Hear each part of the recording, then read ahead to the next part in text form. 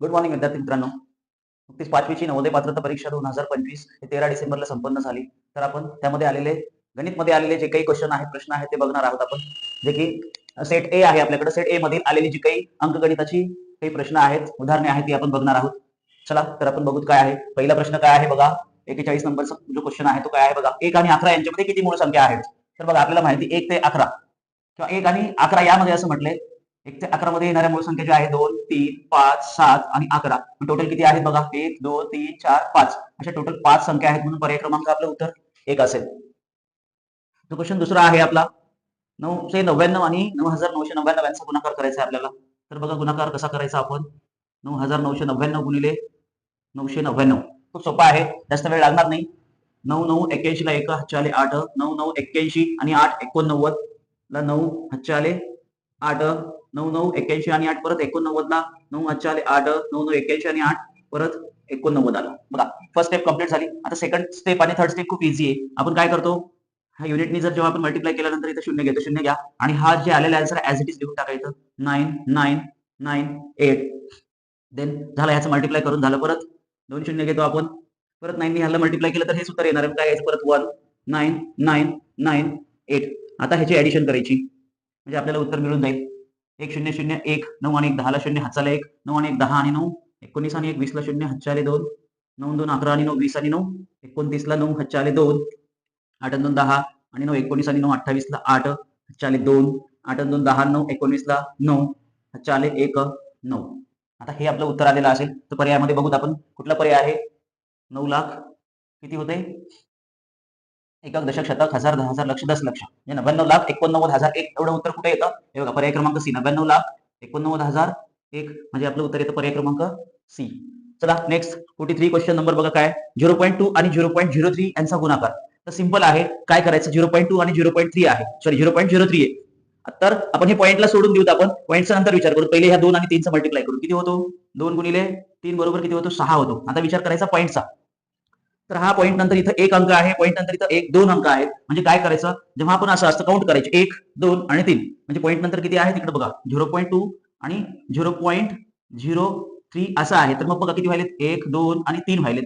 म्हणजे उजव्या हाताकडून 3 अंकानंतर पॉईंट घ्यायचा. म्हणजे 1 आहे पहिला, नंतर दुसरा काही नाही म्हणजे 0 घ्यायचा, परत काही नाही म्हणजे 0 घ्यायचा. आता 1 2 3 झाले, 1 2 3 नंतर पॉईंट द्यायचा, इकडं 0 घेऊन टाकायचं. म्हणजे आपलं उत्तर काय 0.006. कुठं आहे उत्तर 0.006, पर्याय क्रमांक ए.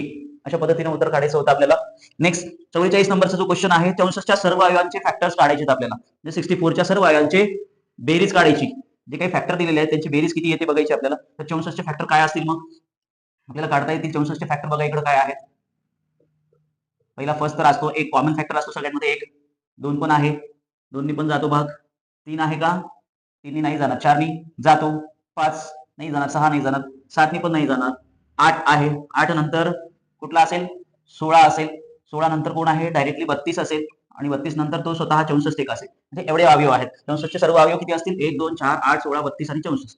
तर यांची बेरीज करायची. आपण उभी मांडणी करून घेऊ शकतो आपण याला, किंवा याची बेरीज करताना आपल्याला बघा इकडे काय करायचं, 64 32 16 8 4 2 आणि 1 1 2 3 4 5 6 7 1 2 3 4 5 6 7. ओके, 2 आणि 2 आणि 1 3 आणि 4 7 आणि 8 15 आणि 6 21 आणि 2 23 आणि 4 27 ला 7 45 2 6 2 8 9 10 11 12 127 उत्तर येतं आपलं. म्हणजे पर्याय क्रमांक किती असेल, सी असेल. 64च्या सर्व अवयवांची बेरीज किती येते, 127 येते, म्हणून पर्याय क्रमांक 3. आता 45 नंबरचा जो क्वेश्चन आहे, 20 आणि 30 चा सर्वात मोठा समान अवयव कोणता. 20 आणि 30. आता 20 आणि 30 चे फॅक्टर बघूत आपण आणि त्याच्यातील समान अवयव बघूत. हे 20 आणि हे 30 आहे बघा. 20 आणि 30 जो आहे, 20 चे फॅक्टर काय असतील, 1 2 3 9 4 5 देन 10 अँड लास्ट 20. हे झाले 20 चे अवयव. नंतर 30 चे अवयव बघायचे आपल्याला आणि त्या दोघांमधून काय म्हटले आपल्याला, सर्वात मोठा समान अवयव कोणता आहे. तर बघा इथं कुठला असेल, ह्याचे पण फॅक्टर काढूत. 1 2 3 4 तर नाही, 5 त्याच्यानंतर 6 आहे, 7 8 9 नाही आहे, इथं 10 असेल, 10 नंतर डायरेक्ट 15 असेल, 15 नंतर कोण असेल, 30 असेल. बघा आता दोघांचेही आपण अवयव काढले. आता त्याच्यामध्ये काय म्हटले, 20 आणि 30 चा सर्वात मोठा समान अवयव कोणता आहे. तर बघा ह्याच्यामध्ये सर्वात मोठा समान अवयव, आता पहिले समान अवयव काढून घेऊ. कुठले असतील, 1 आहे, त्याच्यानंतर 2 आहे, त्याच्यानंतर 5 आहे, त्याच्यानंतर शेवटचा कोण आहे, 10 आहे. म्हणजे असे किती आहेत, 1 2 5 आणि 10 आहेत. आता याच्यामध्ये सर्वात लहान कोण 1 आहे आणि सर्वात मोठा कोण असेल, 10 असेल. म्हणून विचारले काय क्वेश्चन आपल्याला बघा इकडं 20 आणि 30 चा सर्वात मोठा समान अवयव कोणता असेल, तर उत्तरामध्ये काय असेल, पर्याय क्रमांक 3 10 असेल. कळलं? 20 चे आणि 30 चे आपण अवयव काढले, त्याच्यामधून कॉमन फॅक्टर काढले, जे की त्यांच्यामध्ये समान असलेले समान अवयवापैकी एक हा सगळ्यात लहान असेल आणि हा 10 आहे. त्या दोघांमध्ये सर्वात मोठा समान अवयव आहे, म्हणून पर्याय क्रमांक उत्तर 3 10.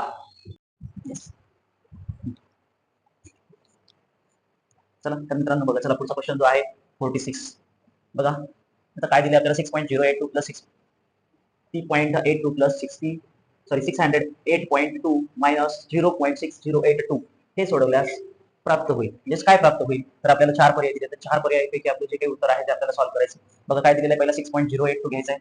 6.082 प्लस म्हटला, प्लस नंतर 60 पॉईंट. आता हा पॉईंटच्या खाली पॉईंट आला पाहिजे, म्हणजे 60.82 आहे. 82 देन 608.2 608.2 आणि पहिले आपण ऍडिशन करून घेऊ, त्यानंतर सबट्रॅक्ट करू. बघा उत्तर काय येतं, तर काही नाही म्हणजे 0 घेऊ शकतो आपण इथं. तर 2 प्लस 0 प्लस 0 2 आला. 8 प्लस 2 10 प्लस 0 10 ला 0, कॅरी 1 आला. 8 प्लस 2 10 आणि प्लस 1 11 ला 1 आला, कॅरी 1 घेतला आपण. बघा 6 प्लस 1 7 7 प्लस 8 15 ला 5, कॅरी 1 आला. 6 प्लस 1 7 प्लस 0 7 आणि हा 6 ला 6 ऍज इट इज. बघा आपलं जे उत्तर मिळालेलं आहे किती प्लसचं 675.1.02. आता आपल्याला काय करायचं, हे सबट्रॅक्ट करायचं. तर मायनस 0.0.608.2 असं सबट्रॅक्शन करायचं. बघा आता इथं काही नाही म्हणजे काय असेल, 0 असेल. बघा इकडे काय करता येईल आपल्याला, तर 0 मधून तर 2 मायनस होत नाहीत, म्हणून इकडून एक कॅरी घेतला तर इथं 10 झाले. 10 मधून 2 गेले 8 राहिले. इथं किती 1 राहिला. आता इथं 0 आहे त्याच्याकडे नाही, इथून 1 घेतला, इथं 0 राहिले. इथं 10 झाले, इथं 9 राहिले. इकडे 11 होता, 11 मधून 8 गेले, इथं 3 राहतील. इथं काय राहिलं 9 मधून 0 गेले तर 9 राहतील. इथं 0 राहिले, इथं 6 आहेत. म्हणजे आता इकडून एक घ्यावं लागेल, इथं 10 होतील. 10 मधून 6 गेले, इथं 4 राहतील. तर पॉईंट इथं 4 राहिले, म्हणजे 4 ला 4 दशाला कसे, हा 7 ला 7 आणि हा 6 ला 6. बघा आता हे उत्तर कुठं पर्यायामध्ये मिळतं का, बघा आपल्याला कुठं दिसते 6744938, म्हणजे पर्याय क्रमांक बी हे आपलं उत्तर असेल. बघा प्रश्न क्रमांक 46 चं उत्तर काय आहे, 674.4938 असं उत्तर असेल. बघा 47 क्वेश्चन नंबर काय बघा, 0.1 इंटू 0.1 इंटू 0.1. आता हे तर खूप सिंपल आहे. हा 1 1 1 तिघांचंही मल्टिप्लाय केलं तर उत्तर 1 येतं. आणि आपण अगोदरचं क्वेश्चन पाहिल्याप्रमाणे बघा, याच्यामध्ये पॉईंट नंतर किती अंक आहेत, 1, हा पॉईंट नंतर 2 आणि हा 3. म्हणजे काय करायचं तुम्हाला सांगितलंय उजव्या हाताकडून किती पॉईंट नंतर 3 अंक आहेत, म्हणून 3 ने इकडं यायचा. एक काही नाही म्हणजे 0 घेतला, काही नाही म्हणजे 0, इथं पॉईंट द्यायचा आणि इथे 0 घ्यायचा. ते उत्तर कुठं आहे बघायचं, कुठं आहे पर्याय. बघा 48 ला काय म्हटलं, 3/2 डिवायडेड बाय 3/2 इंटू 2 प्लस 3/2 बरोबर किती.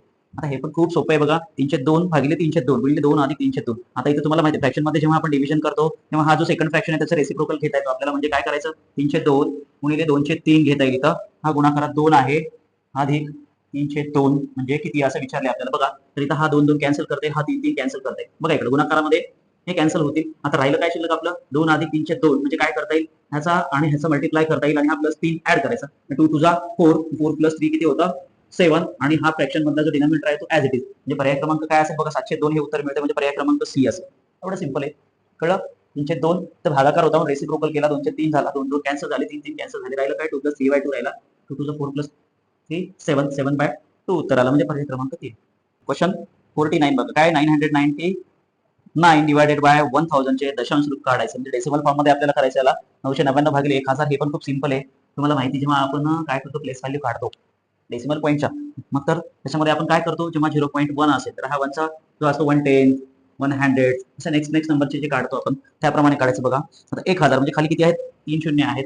बघा इकडे 999 हा दिलेला आहे डिवायडेड बाय 1000. खूप सिंपल आहे. काय करायचं, खालचे झिरो काउंट करायचे, 1 2 3 झिरो काउंट केले, किती आहेत 3 झिरो आहेत.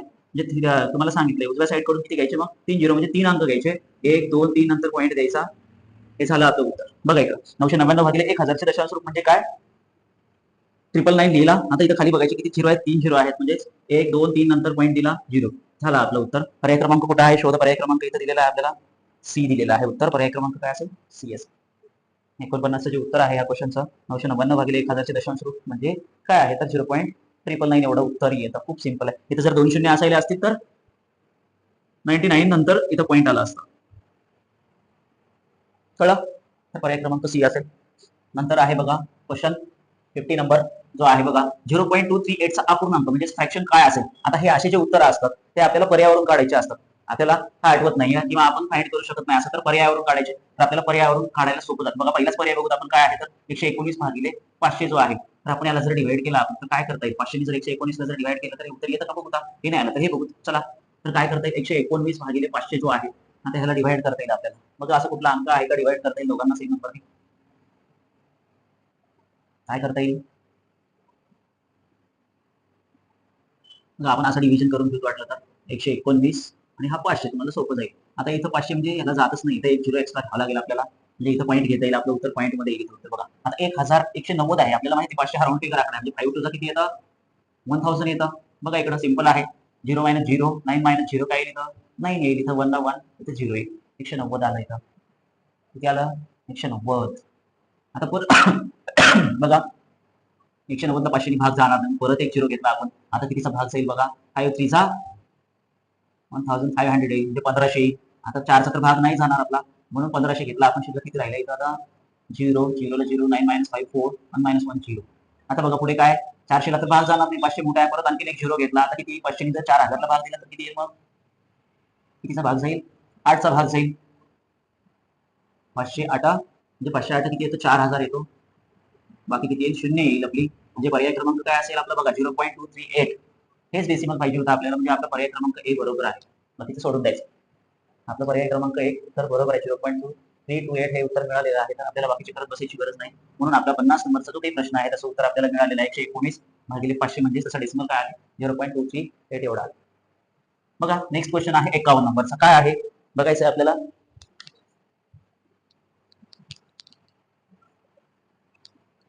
बघा 51 नंबरचा जो क्वेश्चन आहे, 100 सेंटीमीटर याला मीटर स्क्वेअर म्हणजे वर्ग मीटर मध्ये परावर्तित केल्यावर काय मिळेल. हे खूप सिंपल आहे, तुम्हाला माहिती आहे 100 सेंटीमीटर बरोबर काय असतं, 1 मीटर असतं. आता इथं 100 सेंटीमीटर काय आहे, स्क्वेअर आहे. इथं 100 सेंटीमीटर काय स्क्वेअर मध्ये म्हटलं, म्हणजे इथं सेंटीमीटर स्क्वेअर असेल तर इथं काय 1 मीटर स्क्वेअर येईल. आपल्याला पण तेच पाहिजे, मीटर स्क्वेअर म्हणजे वर्ग मीटर, म्हणजे आपलं उत्तर कुठं असेल, पर्याय क्रमांक सी असेल. म्हणजे 51 नंबरचा जो क्वेश्चन आहे खूप सोपा होता, विदिन 5 टू 10 सेकंड मध्ये आपण सोडू शकतो याला. 100 सेंटीमीटर स्क्वेअर, 100 सेंटीमीटर म्हणजे 1 मीटर असतो, आपल्याला मीटर स्क्वेअर करायचं म्हणजे आपलं उत्तर काय मिळेल, 1 मीटर स्क्वेअर.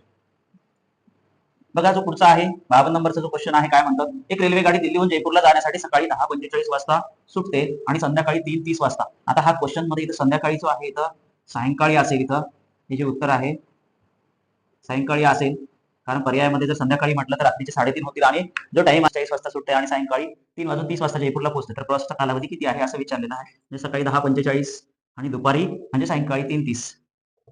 आपण 3:30 ला 24 तासामध्ये कन्वर्ट करू, म्हणजे 12 तास ऍड करून देऊ, 3 आणि 2 5 15 15 वाजून 30 मिनिटं. म्हणजे सकाळी 10:45 ला सुटली आणि 3:30 ला पोहोचली, म्हणजे 15:30 ला पोहोचली, तर त्या गाडीला किती तास प्रवास करावा लागला किंवा किती तासामध्ये ती पोहोचली. बघा हे 10:45 आपण वजा करून देऊत, आपण 10:45 वजा करूत, म्हणजे काय करतील बघा, ह्या 15 तासामधून एक तास इकडे दिला तर काय होतील, 60 मिनिटं आणि 30 मिनिटं म्हणजे 90 मिनिटं होतील.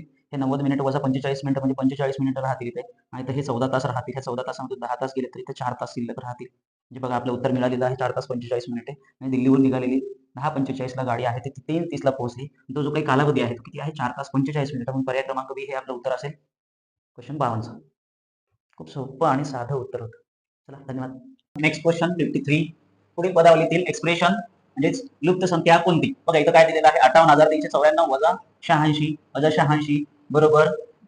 इथं बघा जी लुप्त म्हणजे ही रिकामी जागा दिलेली आहे गुणिले 86. तर ह्या रिकाम्या जागेमध्ये काय येतं आपल्याला ते आन्सर मधून शोधायचे. बघा इकडे काय दिलेलं आहे, 58,394.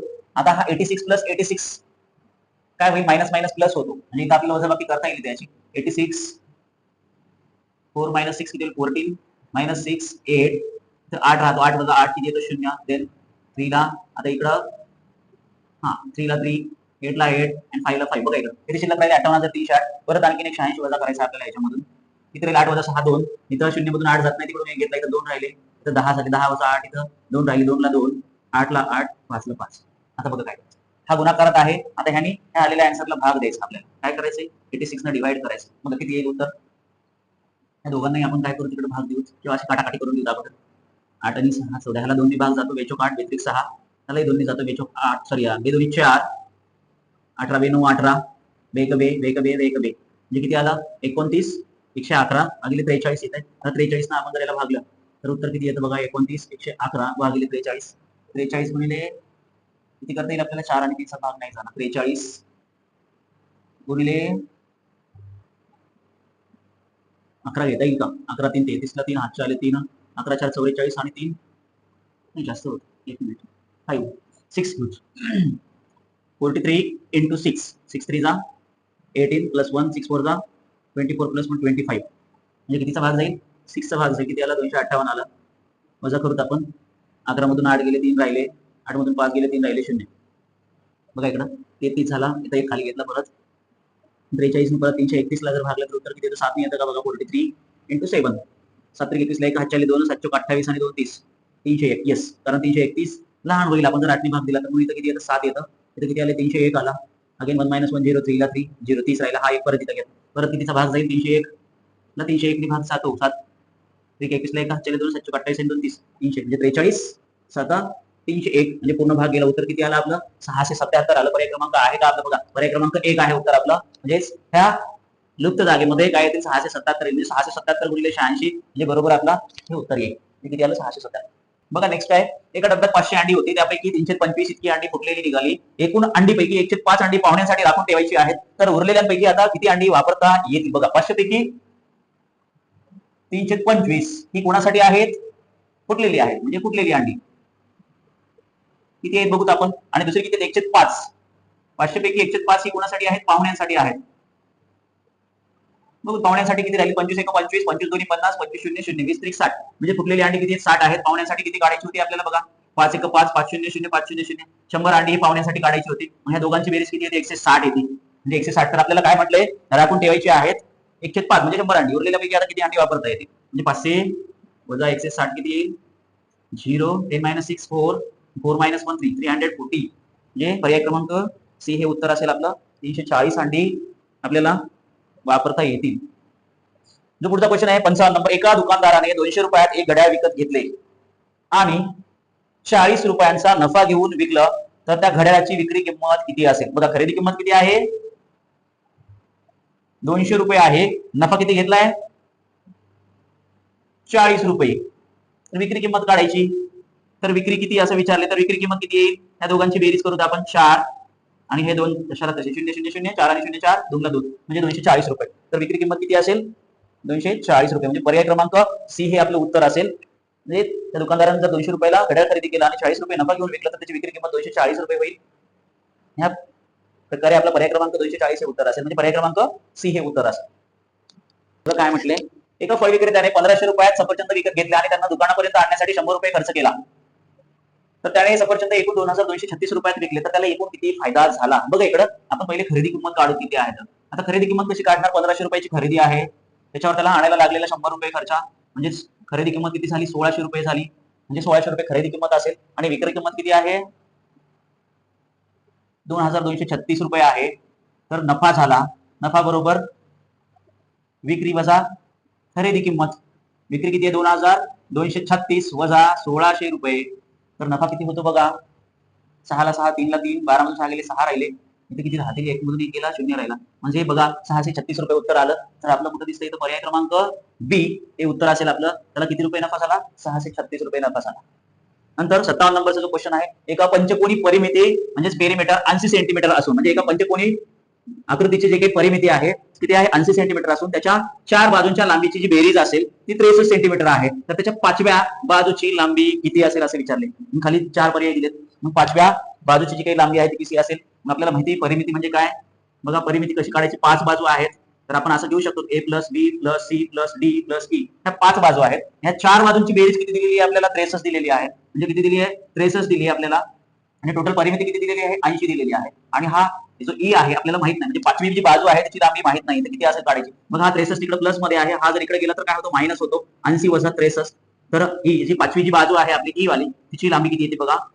80 वजा 63 जर केलं तर किती येतं? 10 मधून 3 गेले 7 राहिले. तर 7 मधून 6 गेला 1 राहिला म्हणजे 17 येतं. किती येतं उत्तर? 17 येतं. पर्याय क्रमांक किती असेल? डी असेल. 17 सेंटीमीटर येईल. म्हणजे 5व्या बाजूची जी लांबी आहे ती किती असेल? 17 सेंटीमीटर असेल. तर पर्याय क्रमांक 4 हे उत्तर असेल डी. नंतर क्वेश्चन नंबर 58 जो आहे आपला 58. एक संपूर्ण कोन म्हणजे कंप्लीट अँगल डॅश डॅश याच्या समान असतो. म्हणजे किती असतो बघायचं. बघा आता संपूर्ण कोन म्हणजे तुम्हाला माहिती किती असतो? पूर्ण आपण त्याला काय म्हणतो? 360 डिग्री अँगल म्हणतो आपण. म्हणजे संपूर्ण म्हटलं एक काटकोन जर असेल तर किती असतो? 90 डिग्री असतो. म्हणजे थोडक्यात आपण जर इथे घेतले 4 काटकोन घेतले म्हणजे रेक्टँगल घेतला किंवा स्क्वेअर घेतला तर हा 90 डिग्री असतो. हा 90 डिग्री असतो. हा 90 डिग्री असतो आणि हा सुद्धा 90 डिग्री असतो. आता इथं किती म्हटले, कोणा इतका असतो. संपूर्ण अँगल हा 360 डिग्री असतो हे आपल्याला माहिती आहे. जो कम्प्लीट अँगल असतो तो किती असतो, 360 डिग्री असतो. मग आपल्याला इथं काय होईल, हा एक काटकोन, हा एक काटकोन आणि हा एक काटकोन आणि हा एक काटकोन, इथे 4 काटकोन म्हणजे 90 गुणिले 4 केले तर उत्तर किती, त्या चौघांची बेरीज 400, 9 4 36 म्हणजे 360 डिग्री. असा अर्थ आपलं पर्याय क्रमांक उत्तर काय असेल, 4 असेल, म्हणजे डी असेल, 4 काटकोना इतका असेल. म्हणजे एक संपूर्ण कोन जे कम्प्लीट अँगल हा कोणा इतका असेल, 4 काटकोना इतका असेल. 59 वाला क्वेश्चन बघा, एका आयताच्या सर्व आंतरकोनांची बेरीज असते, किती असते बघा. इथे आयत माहिती तुम्हाला, जो आपला रेक्टँगल असतो, त्याचा प्रत्येक कोण हा काय असतो, काटकोन असतो. आणि काटकोनाच्या प्रत्येकाची मेजरमेंट किंवा प्रत्येक काटकोनाची मेजरमेंट किती असते, 90. ह्याची सुद्धा 90 असते, ह्याची सुद्धा 90 असते आणि ह्याची सुद्धा 90 असते. बघा काय म्हटले, एका आयताच्या सर्व आंतरकोनांची बेरीज किती असते, 90 90 90 90. किती होतं, 90 गुणिले 4 400, 9 4 36 म्हणजे उत्तर काय येईल, 360 डिग्री. पर्याय क्रमांक 1 उत्तर असेल आपलं 59चं. बघा किती सिंपल होता. चला 60 नंबरचा जो क्वेश्चन आहे, 115 कुटुंबांच्या पाहणीतून प्रत्येक कुटुंबात किती मुले आहेत याची आकडेवारी मिळवून ती खालील आकृतीत म्हणजे बारग्राफ मध्ये दाखवण्यात आली आहे. व आकृतीच्या आधारे शोधा की किती कुटुंबात अजिबात मुले नाहीयेत. आता हा क्वेश्चन थोडा ट्रिकी आहे, सोपा आहे. तरी बघा, आता इकडे दिलेली आहे, जी वाय ऍक्सिस वर कुटुंबांची संख्या दिलेली आणि एक्स ऍक्सिस वर मुलांची संख्या दिलेली आहे. आता टोटल कुटुंब किती आहेत आपण याची ऍडिशन करून घेऊ. बघा इकडं जे पहिलं कुटुंब दिलेलं आहे 20, दुसरं कुटुंब जे दिलेले आहे संख्या 30 आहे. टोटल कुटुंब बघू किती आहे, तर याच्यामध्ये दिलेला जो बारग्राफ आहे 30, त्याच्यानंतर जो आहे 35 आहे आणि लास्ट वन जो दिलेला आहे 5. किती आहे, 5 आहे. बघा इकडे किती होतात, 5 आणि 5 10 ला 0, हात चालला 1 2 आणि 3, 2 आणि 1 3 3 आणि 3 6 आणि 3 90. बघा बारग्राफ मध्ये किती दिलेली आहेत, 90च आहेत. क्वेश्चन काय म्हटलं, 115 कुटुंबांच्या पाहणीतून प्रत्येक कुटुंबात किती मुले आहेत याची आकडेवारी मिळून ती खालील आकृती दिलेली आहे, म्हणजे बारग्राफ मध्ये दाखवण्यात आली आहे. आकृतीच्या आधारे शोधा किती कुटुंबात अजिबात मुले नाहीयेत. म्हणजे बघा टोटल किती कुटुंब आहेत, 115 आहेत. तर आपण काय करूता, 115 वजा 90 करूता. उत्तर किती येतं बघा, 5 ला 5 आणि 11 मधून 9 गेले किती राहतात, 2 राहतात. हे आपलं उत्तर असेल. पर्याय क्रमांक सी हे 25 हे आपलं उत्तर असेल. बघा अशा प्रकारे आपण नवोदय पात्रता परीक्षा 2025 मधील जे अंकगणिताचा भाग आहे तो पूर्णपणे पाहिलेला आहे. तुम्हाला जर आवडला असेल तर नक्कीच माझ्या चॅनलला लाईक आणि सबस्क्राईब करायला विसरू नका. धन्यवाद.